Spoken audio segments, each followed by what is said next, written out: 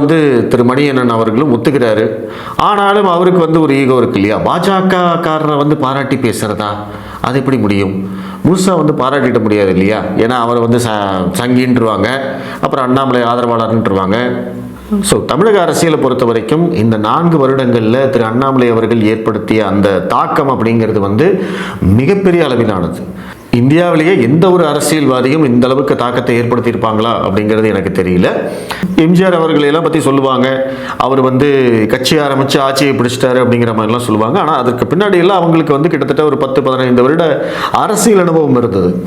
அப்படி அதெல்லாம் இல்லாமல் ஒரு அதிகாரியாக, ஒரு ஐபிஎஸ் அதிகாரியாக 2021ஆம் ஆண்டுக்கு முன்னாடி வந்து திடீர்னு அரசியலில் குதிச்சு அதுக்கப்புறம் கட்சியுடைய தலைவராகி மாநிலம் முழுவதும் சுற்றுப்பயணம் செய்து மக்களை எல்லாம் சந்திச்சு இவ்வளவு பெரிய மக்களுடைய ஆதரவை பெறுவது அப்படிங்கிறதெல்லாம் சாதாரண விஷயமே கிடையாது.